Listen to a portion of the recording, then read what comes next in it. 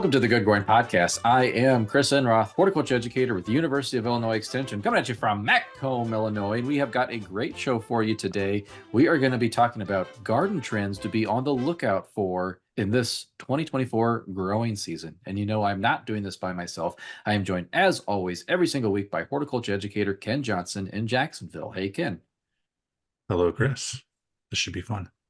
Yes, it should be fun. And let us introduce our other co-host with us today, Emily Swihart, up in the old Milan, Illinois, not Milan. Hi. Yep. Hi, guys. I'm happy to be with my two most trendy coworkers. Oh, thank you. It's a sad state of affairs. I owe all of our other coworkers an apology. Yes. I don't know. I mean, I think, you know, Ken and I, we rock the plaid just as well as anyone. So we better dive right into this. We have like a lot of stuff to go through today. I feel like we're going to cover a lot of ground, and we're going to be all over the place in terms of garden trends because I am of many opinions about many of things. So just my background being in landscape design, landscape architecture, it's time to talk about this stuff. How about you, Emily? We're trained in the same ways of the force. Yeah, I think so too. This is a fun topic. You know, we're talking a little bit earlier about this, how horticulture is art and science, right? And so much of the time we focus on the science side of horticulture and of growing plants, which is great. That is great. But every once in a while, it's fun to dabble in the kind of in the arts side of the industry. And so, yeah, I'm excited to hear what your guys' opinions are of some of the trends that are out there. And then I guess get feedback from folks too, you know, all along. I like to hear what people are interested in and excited about doing in their own landscape, because that is a statement. I think through all these things, like we're making a statement, and you'll hear us over the next, 30, 40 minutes or so talk about what we prefer. And that says something about us. It says something about our values. It says something about our ethics, our upbringing, so I'm excited to be talking about this. Ken, what do you think? I'm along for the ride. No. Oh, so I can blame all my bad taste on my parents then. That's what you're saying. It's all my upbringing. I don't know about that. No, I don't think that's okay. I don't think that's fair. Let my kids blame me. I know. No. I know my kids will blame me. So as parents, all of ourselves, let's not set that standard. No. But we'll talk about insects today, Ken. I promise. It's going to come up. Good. I look forward to it. All right. Well, I mean, as you mentioned, Emily, this is a topic that, I mean, it's art. And there's some research. There is some scientific study that you can do on this. But a lot of this is sort of consumer interests, consumer surveys of like the green industry about what is popular, what is selling. I think that's what we're going to pull on a lot of. So we're not going to be able to point to like a particular research article and say, hey, this study shows this. We are kind of just going with the ebb and flow of sort of design and aesthetics and taste as it moves around throughout the generations. So I think there is a few people in the green industry that do this type of research. So I think we might be able to look back and point to a few fingers at like some studies, but for the most part, this is a lot of kind of, as you said, our own tastes and the flavor we like to put on things. Yeah, well, and some of the reports that I was referring to, some of them are from like media outlets that are looking to help guide industry professionals, nurseries, because they have to make decisions in advance of the season, and so this is useful when everyone can kind of coalesce around an idea, or there's new plants that are being promoted because they're new on the market, or they offer certain exciting characteristics. So there's use in these reports. I also just look at like magazines and what others are posting and sharing for ideas, because it is so when it comes down to it, the consumer decisions that we're making are individualized, and so you can find inspiration and resource elsewhere too. So and as gardeners, we're also impulsive. I super impulsive. Yes, yeah, it's really bad. actually. It doesn't help our landscapes at all to be impulsive, I would argue. Actually, it kind of hurts sometimes. Yes. But it's like a teenager or a 20-year-old waiting for the next game system to come out or the next piece of technology to come out. That is a gardener, and they see an orange petunia and they're like, I want that. I don't, because I've never seen it before. I want it. It's like technology, but it's nature and plants. So it's in us all, I think. Right, Ken? Yep. Then you got to figure out where you're going to put it when you don't have any Yes. more room. Mhm. Yeah. So I guess, Emily, something as we dive down into this idea of garden trends, what are some trends, or maybe what is an overarching theme or something that you have been able to pluck out of this madness of gardening economics? Yeah. Well, so like I said, I've been reading a bunch of different articles, some more science-backed or more industry-backed than others. Others are just more fun and kind of fluffy, if you will. Between those and what I've just seen personally through my time, my career is kind of this grouping of, and I'm going to be general. So we're going to start with like a conceptual category of a response to the climate change and a response to some of the trends that we've seen, like the plight of the pollinators, right? Monarch movement was so well received and so well marketed that people now lay people like that have other professions that are not, doing this for a living are talking about planting for, being concerned about pollinators, not just the monarch. And so I see like ecology, biodiversity being a trend that is interpreted or applied, I guess, to the landscape in different ways. So this would be kind of where your insect trend comes in, or insect theme. We've been talking about insects for so long. Now it's starting to really expand beyond monarchs, um, to and beyond, the lovely bumble and honeybees, right? We're diversifying what we know and which pollinators we're willing to tolerate or even attract in our landscape.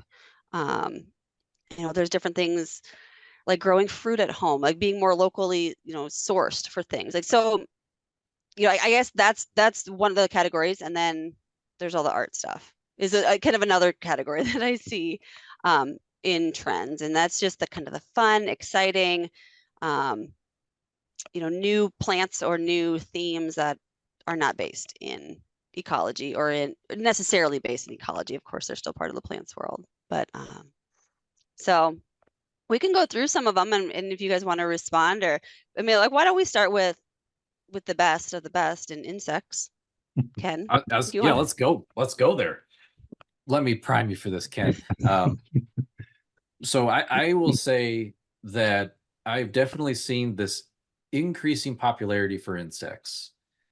But here's my conflict is that I don't know, is it because I've been hanging out with Ken for so long that I don't see the need to control a lot of the insects that I think past me used to worry about or fret about.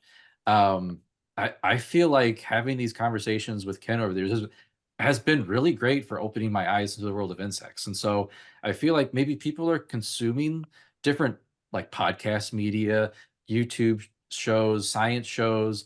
And I feel like entomology is kind of breaking its way into the world a little bit. But again, is it because I am where I am? Does the rest of the population care about insects? Because my wife will be like, "Oh, there's spiders in the basement. We need to spray." I'm like, "No, they're our friends.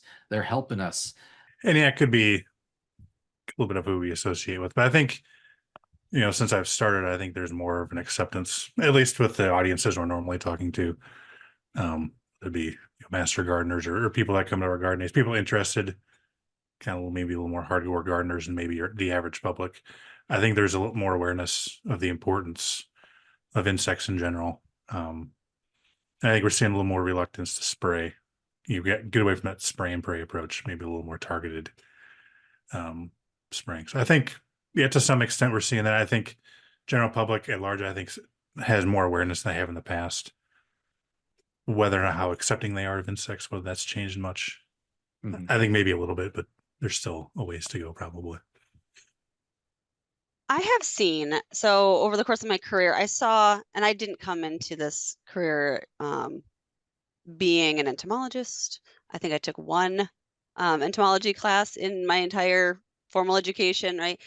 Kind of I would consider myself as, when I started this, as like the general public. Like I was aware insects were beneficial. I was aware they were also a nuisance at times. And so um with that background, and then also having interacted with a lot of the public, the general public for so long, I do think, or at least I have seen a bit of an evolution. I think you're right, Ken. Like I think people that are in the landscape, in some capacity or another, have come around much more to accepting insects, being more tolerant of some damage because they understand more what is happening. It's like leaf damage, like they're understanding that, they're making that connection between caterpillars, leading to then monarch or butterflies or moths, like later down in their life cycle. Um, there was a real push to, like I said, about the monarch being like a charismatic, um, ambassador for insects and Lepidoptera. I have seen that people have evolved beyond that too, right? Like that was a really nice marketing strategy.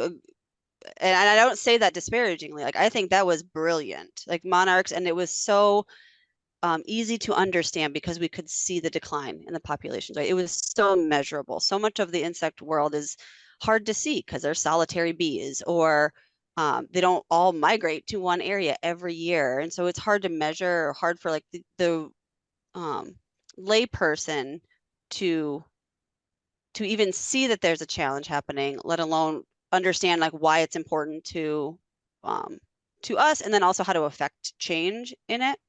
So I've seen that evolve, and I'm so thrilled about it. Now it seems like some trends are starting to like take it to the next level, where like we're illustrating insects on different tapestries or whatnot. I've seen happen.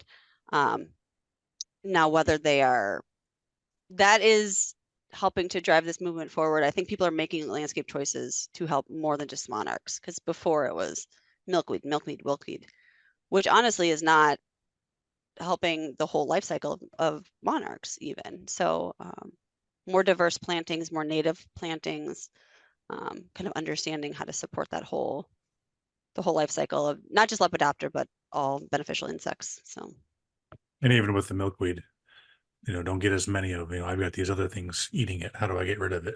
So I have food for my monarchs. So there's other things that live on milkweed that rely on it too. Yeah, we've kind of picked the monarchs to be the poster child of this, but there's other things that if you don't have milkweed, they aren't going to survive either. So I think people have come to realize that a little more too, that we don't need to kill everything that's eating the milkweed. well, and I've also seen it grow beyond insects also, because there's, they're part of a food chain, right? I've even seen it people becoming more tolerant or looking for more natural ways to manage pests, quote unquote pests in the landscape, that traditionally we might have discouraged from having, or maybe we're more tolerant of. And so I think that's part of that big, like that ecological trend. Like we're responding to, not necessarily this wouldn't be part of the climate change. The biodiversity part is, and we can talk about that, but the need for preservation of the landscape, of our natural landscape. Yeah.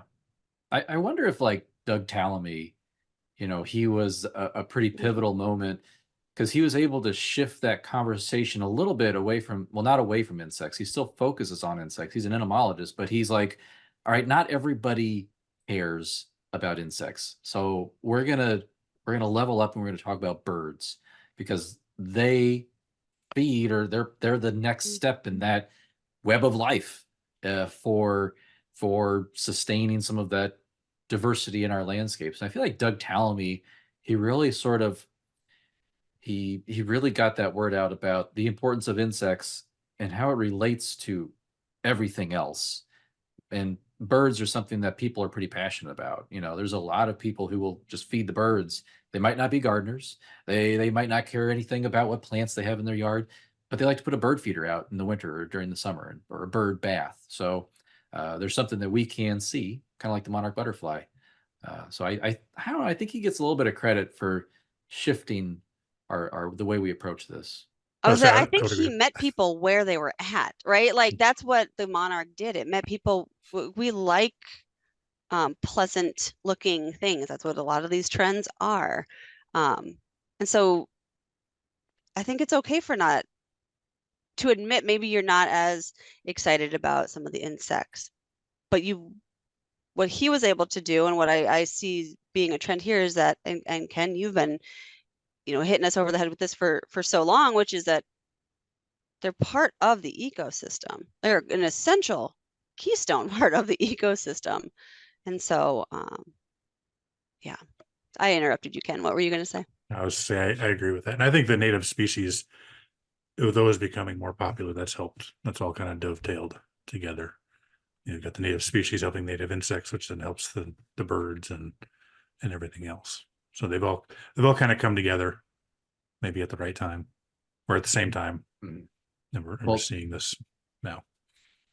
Emily, you gave us this idea, when we were chatting before, and kind of in our show notes here, about being optimistic about the future of our climate, our environment, and the idea that we can plant native, we can maybe try to foster some type of diversity, web of life, kind of see that energy as it moves from the sun to the plant to the insect to the bird to the mammal to us. That's a real thing that happens on our planet. And I think the idea that we can do things, we can make pollinator gardens, we can make rain gardens, we can do all these things to help in that ecological diversity. I think it's made a lot of us optimistic about the future because we can actually do something in our own yards about this. Yeah, I was reading about there was a term, so we have eco-optimism was one of the terms that I really love. I love that because um it's focused on what we can do. And even in very small spaces, a lot can be achieved. It's Doug Talamy you reference, like others like talk about these corridors that we need to have in our landscape. So connecting our landscape, and we can do that through our yard being a bit more eco-friendly, whether it's for pollinators, for water use, for plant diversity. And then the neighbor does it, and the neighbor does it, and the neighbor does it, and it becomes this corridor, this connecting corridor like nature has.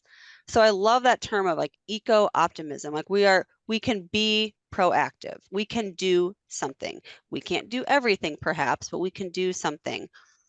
And it was in the frame of um, countering, it was called eco-anxiety. So with a lot of the news that we're hearing about climate change and the things we're witnessing with increased the impact of some of our natural disasters, like the intensity has been increased, and I think more people perhaps feel like we've been impacted, and the data reflects it. It can be depressing, and I'll be the first to admit, like there have been times where I just go, "What are we doing? Like, what am I doing? How can um, how can this be the world that we live in now?" But stepping back and remembering I actually can affect change. I can do things with my choices, and it starts in the home landscape. And so that native movement, I've also seen evolve over, all of our careers, right? This has been within the last couple of decades that this, I think, has really taken off. There have been seeds planted of being able to affect um, more global or national causes. Like we've seen that in the history of gardening trends. This feels more like a sign of the times right now. The eco optimism or the ecological movement. But when I first started talking about native plants, learning about native plants, landscaping with native plants, I was getting comments from family members, from neighbors, from the general public going, like, what is that? Look at all the bugs on your on these plants. Like you got to take them out. Um, we've evolved a bit. Some there's a right plant, right place situation happening too, but people have come around to it. And then there's cultivars. We don't need to get into that, of course, but it's a marketing um, strategy. Sometimes it's well intended, sometimes it's a marketing strategy and no more or nothing more. But we're trying. It's part of the conversation, which is, I think, encouraging. Yeah, I think with native plants, we've gone from they're all weeds to you can go to your local box store and buy them now. So Yes. come a pretty long way when you think about it. Yep. Yeah. Yeah. That's happened in the span of about a decade and a half, I think. Yeah. So it's pretty quick turnaround for people who have to grow plants for a living. I mean, it takes years to do. Yeah. I think if we could pivot just a little bit to thinking about how design also impacts some of these decisions that we make in our own yards. So when I look at some of what is happening in more urban areas like Chicago, New York, places like that, where they're actually reclaiming some of that concrete and putting it back into soft greenscaping, landscaping. What pops into my mind is the Lurie Garden in Chicago. And it's this, so romantic design era is this idea of kind of a pastoral landscape. And there's this, what they're calling a new romantic design era, which is sort of this, like Lurie Garden is this mass planting, the Salvia River, it's this purple river that they planted. And there's these mass plantings of some natives, but also some non-natives, but adapted plants that aren't nasty, aggressive, invasive species. So that new romantic design approach, I think it really emphasized by Pete Oldoof. I think he was the designer for Lurie Garden. Roy Diblick, he's helped him out. I think Thomas Rayner, he's a landscape architect. Claudia West, I'm trying to, like, these are all people that kind of influenced or shaped that idea of building plant communities. And also, I'll just add as kind of an observer here, they get to sell a lot of plants for people that adopt this approach. I mean, you're putting a lot of plants in a smaller space. So, like you said, Emily, right plant, right place. And we also have to think about mature spacing and all that too. But they say that these communities that they've created with these plant palettes, they're designed to live in and amongst each other. So I feel like people seeing that in these urban areas are also wanting to mimic or replicate that in their own landscapes at some point. Yeah, well, like design principles don't go out the window when you're using native plants versus non-native plants, right? So like the Lurie Gardens, a couple of the design elements that are applied there so well, and people can replicate this in their home landscape at any scale, would be repetition, and block planting. So there's mass plantings, right? It's not one plant here, one plant there. You would see like the Salvia River, you would see clumps of Baptisia, and you would see it would make a bigger impact when you clump plants together. That's fine. You can plant. I love when like native grasses are planted together for more impact. But then that repetition, there's a very specific color palette that they're using at the Lurie Garden, which is like their purples and lavenders and whites and greens, and that unifies the whole site. Like those are really easy ways to use these native plants and make a plant selection, because there's hundreds of native plants, right? So if people are feeling overwhelmed, like those are some ways to kind of narrow it down. Just use a search engine, and identify what your site conditions are, pick your favorite color. Mine is, purple, and I've identified that just recently in my life. I finally like articulated that I just love purple flowering plants. That's fine. So that's what I'm planting now. I'm so sorry to all the oranges and yellows and red flowers, but I really like those. So I'm just going to use them in my landscape and use that as a unifying element. And it'll create biodiversity because I'm using different plants like the Lurie Garden has, but it also looks really nice. It's a romantic, it's an elegant design, and the Lurie Gardens is phenomenal. But that's what Udolph does with his plants, is he has these big blocks, and you can see it when you look at any of the pictures of his landscape designs. So, and that's the benefit of hiring horticultural staff to maintain spaces like that. So if that's a trend I could start, it would be convincing cities and other organizations like, you know what, you should hire a horticulturist to help you out with all of this. Yeah, that I want that to be our I want that to happen. Make that a Next year, trend. that'll be the trend we're talking about. Everyone's hiring Yes, yeah. horticulturists. It better be. I'm putting my money on it. Yes. I have no money, so yeah. Because we're horticulturists. Yeah, We spend all of it on plants. that's right. That's right.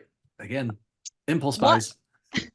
One of the trends, or one of the branches of this eco-optimism, or the the naturalist plantings, or hiring horticulturists, would be in the urban landscape with trees.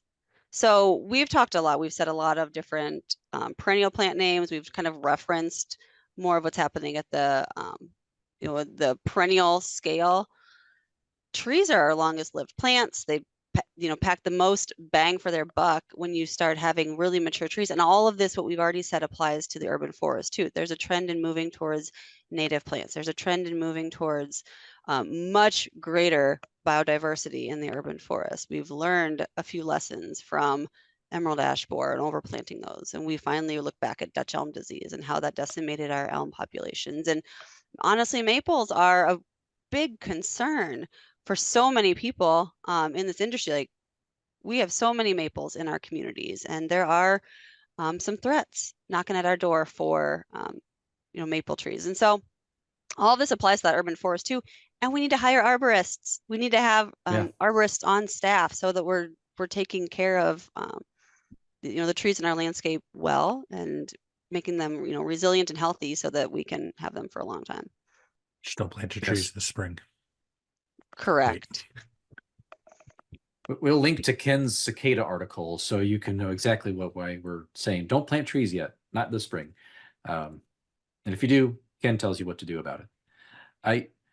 So are you saying, Emily, maples is maybe a trend that you don't want to see continue for the future? Yeah, I would take out the maybe in that. I really think we need to pause on maple planting. So, and before I get hate mail, I've been saying this for a long time. I've heard all the arguments. Maples are native. There are many species of maple that are native, and they are lovely trees. One of my most beloved trees is a sugar maple. It was at my mom and dad's backyard. I grew up with that tree. I climbed that tree. I watched it go through all the seasons. It's phenomenal. It is one of, we lost one of them in the derecho. So it was one of 4 sugar maple trees in their landscape. And that was about all we had. We had that in elms, right? And so we had to take the elms down. But what are we left with? Well, if something happens to the maple trees, like we're gone, like we're spent, right? That takes out all of the mature trees out of their landscape.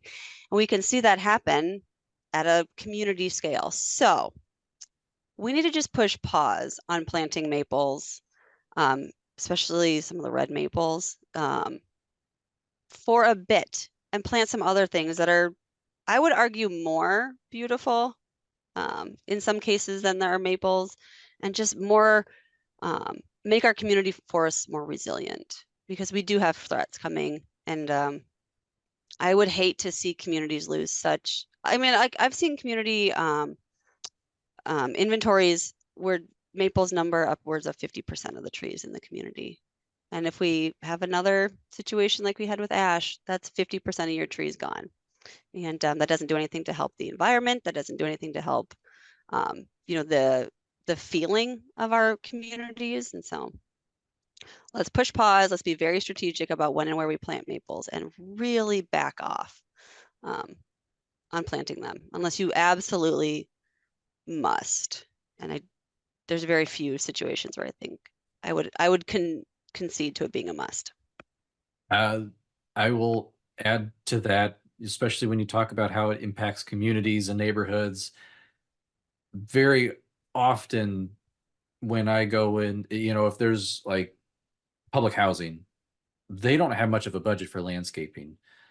Maples are cheap trees to propagate. They grow fast. They're easy to make cuttings. They're fast growers. They're easy to propagate. That's why we're selling a lot of them, because that's what we push a lot of. Other one is ornamental pear, at least here in Illinois. I know surrounding states, you're really smart. You outlawed the sale of those nasty things, but we can still sell them here in Illinois as of this podcast. But so, I mean, like, if these trees fail in areas where people can't afford to buy a new tree to plant, they're left in a treeless landscape, which would have shaded their home, kept their area cooler, would have been a place for them to get outside and be in the outdoors. I mean, there is definitely a higher impact on this when it comes to lower income individuals versus the more well-to-do type neighborhoods. And when EAB swept through, it became very apparent who could do something about EAB and who couldn't. Yeah, the equitable distribution of the urban forest is a trend that we are seeing. Actually, it's coming to light. There are resources available where there's demographic information overlaid with canopy cover information, and there's you can see some of those communities where we either just have a lack of trees, tree cover. There's just a lot of hardscape, and how that relates to the demographics of those areas. So I see that being a trend, and I'm thrilled that this is part of the conversation, that hopefully that some action will be taken. We have had some legislation passed recently at the national level that is making funds more available for planting trees and to helping communities, grow their urban forest. I do think that we need to make sure that we're careful about how we think through the maintenance of it. That's where the arborists and the horticulturists come in. But I'm very encouraged. I'm very encouraged by some of the funding that's now available to communities. And if people want to learn more about environmental justice, I started my journey with Robert Bullard. I think that's his last name, Robert Bullard. He's written several books about this. It's very eye-opening to show how, if you have money, you can whisk yourself away from environmental problems, but a lot of other people can't. So yeah, it's a good trend to maybe get started in like trying to make that a bit more equitable for everyone. Everyone should have the shade of the tree to lounge under in a hot day. I want to pivot now kind of towards those trends. So we talked a lot about the ecological focused or the ecologically inspired trends. Can we talk about the ones that are just like art? This is just like design and fun, and this is plant people going, this is like weird and I'm here for it. Let's do it. Yes. Okay. So a couple of the trends, they were more based on like color. And we've talked about this offline, but so let's put it out there for the world. There's a trend for some plants that chartreuse is the color. Lime has been described as like the color of the year for plants. How do you guys feel about chartreuse / lime / really bright, not pure green plants? In theory, I like it, but every time I see the plants, I think they're sick. They got nitrogen deficiency or iron deficiency. They always look sickly to me. Maybe that's just because I'm used to having nice green leaves, and I just need to retrain my brain or come to terms with the fact that some plants are supposed to look sickly, I guess, for lack of a better term. I mean, can we say that there is in fact an ugly color, and that is chartreuse? Like this, like that's not a good color, maybe. I want chartreuse wallpaper. Who would say that? Somebody's got chartreuse wallpaper, and they're like, "What's wrong with my wallpaper?" I'm sorry, I don't mean to pick on people. We don't need to be putting down people, but yes, No, as we don't. horticulturists and that science side of our brain, and all of our training tells us that chartreuse is an unnatural color for plants to be. It is a sign of a nutrient deficiency. And so I'm not sure we're the best, data points to be reflecting on this trend. And I will push back, Chris. So I don't particularly love chartreuse. Again, I like the more muted colors. I like the cool colors on the color wheel. But I read an article, and I really had to think about if I believed this or not. And the opinion was that chartreuse goes with so many other colors. So in the landscape, you're shaking your head.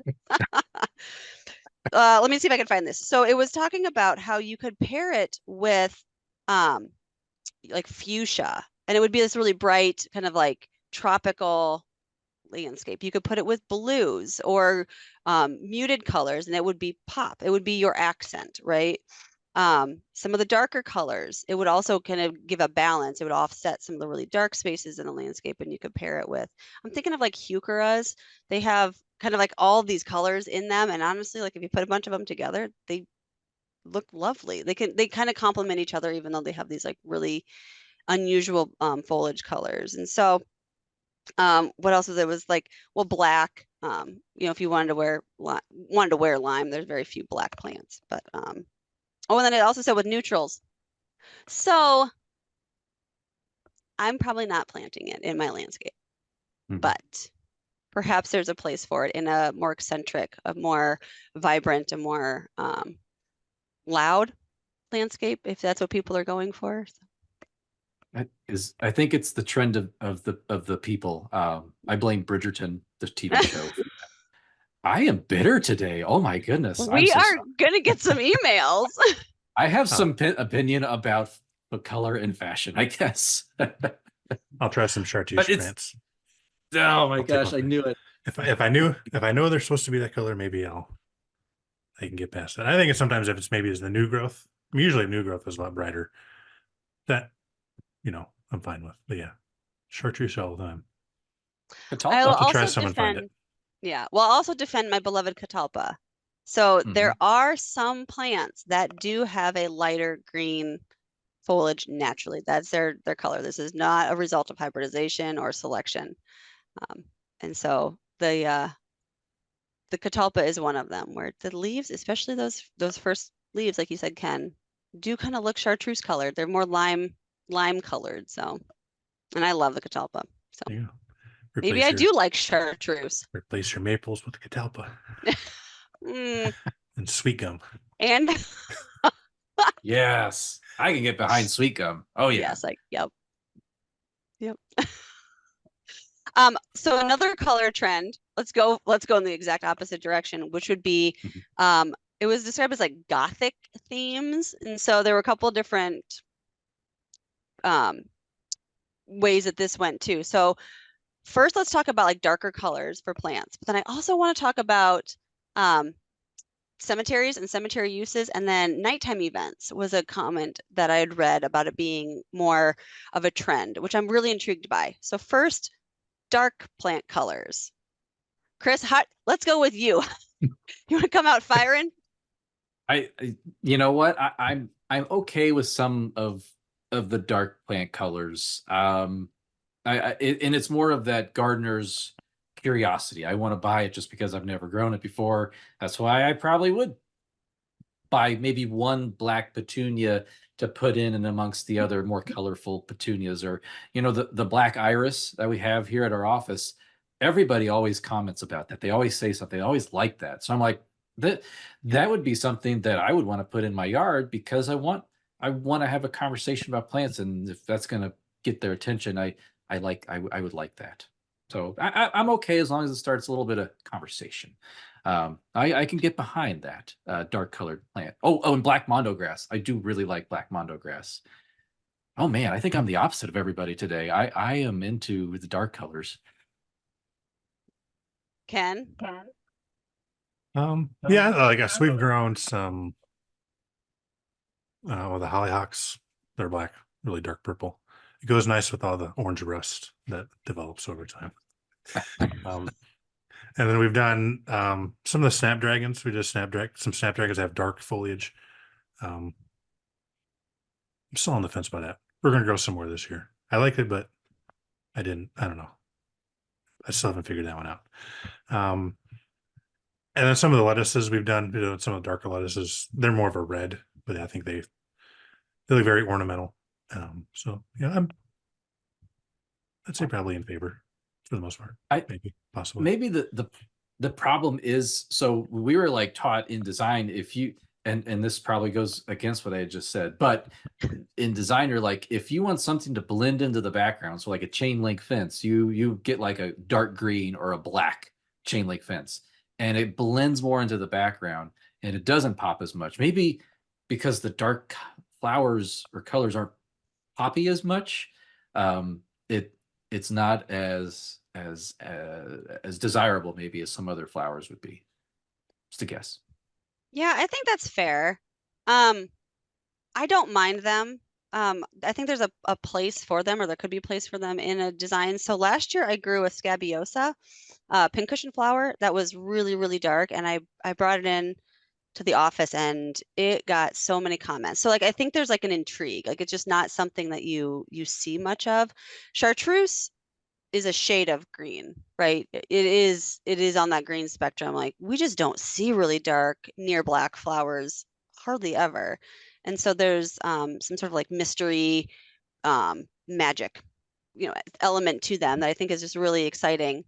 Um, I'm also growing, you reminded me, Ken, I haven't planted these things and the season's quickly getting away, so I've actually forgotten what I've even said I was going to plant, but a dark basil for the ornamental value when I'm going to use it as a cut floor filler in my bouquets, and so I'll taste it too because it's basil, but it's not why that's not what it was bred for. And so, yeah, I think there's like a mystery. It can balance out a landscape. You can also, I think we should caution people. It can create a black hole, a dark hole in your landscape, especially in shade locations. So you really do need to be careful, especially if it's a foliage plant. Those flowers can be offset by green foliage, but if it's a dark foliage plant, it can get lost. It can create like an empty space kind of in the landscape, depending on what else is around it. So just, you know, be adventuresome, but also keep that in mind as you're making decisions about how to use dark foliaged plants. But Yeah. something I, kind of fun. I think more of them as more accent plants, but I Mhm. will admit I have no landscape design background whatsoever, and I just put stuff wherever. And you two saw my yard, you probably cringe and They look great. you go into convulsions Yeah. or something. But I think it was more of as an accent than a focal, which I think maybe this trend is maybe hinting at more maybe towards darker stuff being more of a focal point. But maybe that's me. If you want to do chartreuse, do that in your shade areas. That'll pop. Yep, absolutely. There you go. Ooh, are you sure you're not a designer, Ken? That was a great thing. Yes. I love that. Yeah. Been hanging out with you. Okay, so along still this like gothic theme, can we talk about cemeteries and how they're kind of like, well, Chris, like we've talked earlier, and there was a whole cemetery movement that occurred in the Mhm. United States. The cemeteries kind of originated as parks, before parks were formally designed and developed, because they were preserved green spaces, so people would gather in cemeteries. It would be, beautifully landscaped. They were multi-purpose spaces, and that seems to be coming back. So I was reading about gatherings that are happening in cemeteries. Locally, we've had like walks and talks about some of the people that reside now in those cemeteries. And so, what do you guys think about this? Have you seen, or is anything like this going on? Of course, I think some of these trends do originate like on the coasts and then make their way slowly into the Midwest. But I personally really love cemeteries. I think that merging of like the past and the present, and then landscape and cultural aspects is just really, there's a nice juxtaposition of space use in them. So This is great spaces where trees get preserved and they're allowed to grow, I think, a little bit unencumbered and reach a bit more of that mature life that they would otherwise, that they would not otherwise in a more urban type environment. yeah, definitely an opportunity to have, kind of an arboretum of sorts in communities, if it's being, taken care of and invested in. I've seen both things happen where cemeteries are not planted, and there are some legal reasons and some land ownership reasons in cemeteries. It's a really fascinating topic, in terms of like how you can plant and manage and using up, space for plantings versus grave sites. But I think I'm excited to see this happen because they are spaces in our communities that are, um, and I didn't appreciate this until I've got a few years under my belt, but I liked them because of the intrigue and the history. I've always really loved history. now they're sentimental to people too, and that is something that is more recently come to my awareness. And so people, going and gathering in these spaces, really taking care of the plots, whether they are their family members or part of their community. So there's different ethnicities that have different areas within community or in cemeteries, and so that's one of the things I've seen too. I think it was Oak Ridge in New Jersey. I should look this up, and if it's corrected, we'll make a comment here in the YouTube video. But focusing on the African American population that is in that cemetery, and really being intentional about honoring that culture within the cemetery. So I just think that's really, really neat, and really a trend that we need to keep going. And then finally, nighttime events, whether they're in a cemetery or not. I saw this comment about nighttime events. I go to bed very early. So I think like, oh gosh, like that would be past my bedtime. But like at nighttime, really cool things happen in the landscape. You can observe, constellations, insects come out. Certain insects are more visible and active at night.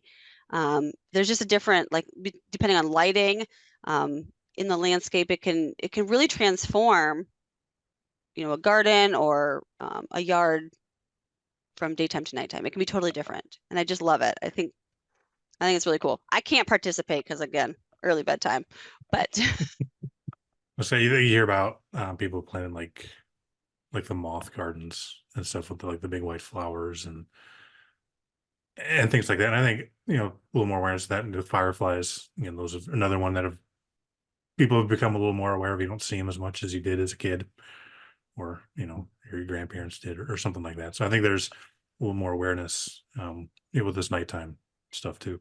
I can definitely get behind the moon gardens. I've heard moth gardens, moon gardens, the white foliage flowered plants. I enjoy going out at night. I enjoy going out and looking at constellations. Actually, one of my favorite things is when maybe not favorite, when my dogs wake me up at 3 a.m. We like go outside, and it's sort of a cool springtime or fall night. You can look up and you can see when the stars are the brightest. But then there's like the moonflower over in the corner that's blooming, and it's like a beacon of light that just pops in the garden. Or like the white caladium, that's what it is. The white leaf caladiums. Oh my gosh, yes.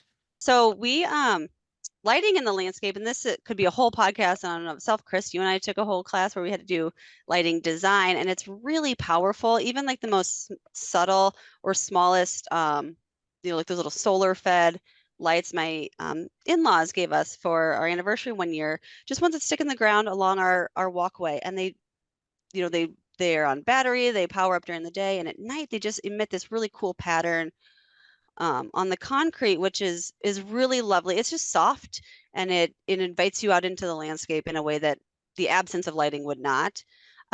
Another example would be like overhead, even Christmas lights, or like holiday lights that you just maybe don't take down from the season. Yeah. Yep. We hosted an evening anniversary party once, and strung those up just temporarily from tree to fence posts, and that kind of ambiance, that softer lighting is really lovely. And people do this in their homes, but you can bring it out into the landscape too. And so just something to play with and consider, and it can be temporary for either events or just to see if you like it or not before you commit to something more permanent. My Christmas lights are still up and still on. I love that. You're gonna get angry letters, Ken, from the city. They were up for, we took the old ones down because they finally started rotting. They were up for about 5 years. They weren't always on, and you can get glow in the dark. I just think you're festive. I think you're festive, Ken. Christmas year round. Christmas spirit year round. Any new listeners, Ken, he legitimately loves Christmas. It's like his favorite time of year. So he's literally celebrating all year long. There's a whole song about it. Most wonderful time of the year. Andy Williams, look him up. All year long. Okay, guys, can we wrap it up with trends we want to let go? We've hinted at a few of them. But there are some trends that really should just say bye-bye to. They should just no longer be a thing. Do you have any that you would, if you could, if wave your magic wand and this was it, this is the end of them, what would it be? Chris, you want to start? Easy. I want to say goodbye to meatballs in the landscape, like boxwoods that are pruned like little balls out in the landscape, or yews, or I'm going to take my forsythia and I'm going to turn it into this ball with my hedge trimmers.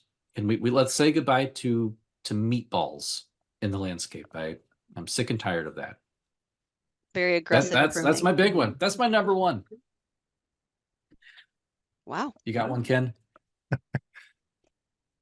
Oh, depends on the day. Well, I guess winter creeper. Not that that's like, but I would say some of these invasive plants that are not invasive in Illinois but should be invasive. Mhm. Winter creeper, calorie pear, burning bush, which hopefully someday will be invasive. Get rid of this. And I think so. A lot of times, we're native, and I think almost sometimes we get a little overboard and we vilify ornamental plants. But not saying, there's some definitely, calorie pear, Bradford pear, whatever you want to call it, winter creeper, burning bush that we need to get rid of. But it's still okay to have some of these ornamentals that behave. So give that caveat there. I support All right, that. Emily. I support that. I really love natives and but I also really love daffodils. And they're coming up right now and they bring me a lot of joy. So I second that, Ken. Oh, what trend would I let go of? I would say, okay, we're gonna get some emails already, so why don't we keep this rolling? Just like the over management and over commitment to a flawless lawn. I just don't understand it. And I think we indiscriminately apply fertilizers or chemicals or water, throughout really dry seasons just so we have a green grass. There's certainly functional grass and functional turf that needs to be maintained as as a boy mom who has, very active soccer and baseball kids. Yeah, there's functional grass that we should maintain. But like behind the outfield doesn't need to be irrigated or sprayed or maintained to the level that, a golf course needs to be maintained. And so I think, and I guess a couple reasons why I think we should just kind of let that go or just like lower our standards for some of those grass areas would be it's going to save us financially, to begin with. And if that's not a reason to pull back, I don't know what else I could say, but like that's a lot of money spent on managing grass spaces or turf spaces that are it's not necessary. And then the ecological side of it, right? Like chemical applications, over fertilization, over mowing. Mowing is an element of pollution too. I wish people would just lessen our standards for turf grass in spaces that we can. That would be the trend. I think you could expand that to landscapes in general. Yeah. Oh, absolutely. Absolutely. I think front yards, like I understand people wanting to have a really elegant front yard. My husband doesn't even let me mow our front yard, and it's not pristine. I don't want anybody to believe that it is. Super not. It is not a pristine, but he likes the lines in the turf grass, and I do mow the lines and I do a fine job of it. But he has just decided that that's his activity, and I respect that. The backyard, though, we let the kids go and do circles, with the lawnmower, or let the dogs run around out there. And that is just there's a lower level of expectation out of that turf grass. And so I respect people wanting to have areas of nice turf grass. I don't think every area needs to be beautiful, flawless turf grass. It's called mullet landscaping. Business in the front, party in the back. I don't think I've heard that, but that's fine. I accept. Yep. That's what it is. You have to look well adjusted and Party not crazy person in the front yard. That's why we make it look more park-like. In the backyard, that's where we can let our hair hang out and have a good time. So mullet landscaping, It's a thing. That's the trend that I am on board with. Well, that was a lot of great information about garden design trends, and kind of ending that with a little bit of couple trends that we'd like to maybe see fly away and go away. Actually, I have a long written book, very opinionated about trends that I would like to see go away. So maybe we'll do a part 2 to this episode, and I'll just rant the whole time about several trends. So. Well, the Good Growing Podcast is a production of University of Illinois Extension, edited this week by me, Chris Inra. A special thank you to Emily. Thank you so much for being on the show today and sharing your expertise and your opinion about our trends for this year. Oh, very happy to join you all. Thanks for having me. And a special thank you to Ken Johnson for being with me once again, as always, every single week. Thank you, Ken. Yes, thank you, Emily. Thank you, Chris. We probably should have done a disclaimer that these are our opinions, not necessarily those at the University of Illinois. Nobody listens to this show, Ken. No one cares. This is our therapy session, just the three of us. It was a therapy sec. Oh, wait. Oh, I just got handed a pink slip. Oh, my. Okay. Oh. Never mind. Just kidding.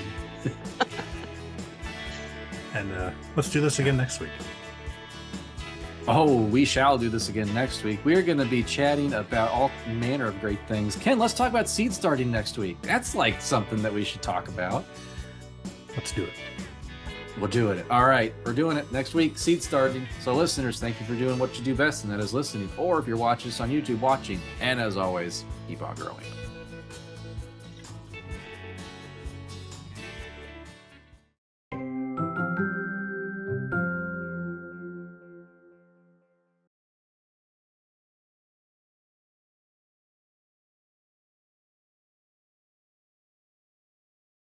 Welcome to the Good Growing Podcast. Oh, Emily, I'm just going to introduce you off the bat too. All right, right? Okay. Like Ken, Sure. Emily, we're just No, diving no right witty into it. banter. You've been Dang. on Witty here. banter. You've been on here enough. You're It's one of us. been here enough. Yes. Okay. One of us. Whoa. Let's. She's like, I will say you guys are cool, but please, I don't want to be in your group. Trends to be on the what is happening? Your speakers are going like in and out now. What? Your I voice don't was know. getting all. It was fine, and it was like all muffled, and What? at least What? to me it was. It Here. was okay. Was it? Okay. Never mind. Ignore me. I'm not picking the kids up on time, am I? This is not gonna. This is a rough start. Oh boy. Another garden bite this week, I guess. Blooper reel. We got enough. Yeah. Okay. Sounds good. Well, we can do this. Okay. Number 4. Here we go. Okay. Shall we record like for real instead of giving you all of these outtakes that we could? Outtake episode. It's all outtakes. All outtakes. Like, well, good growing this week is short because we got nothing of value recorded. Here's the blooper reel from 2024. Yes. 10 hours. Mhm.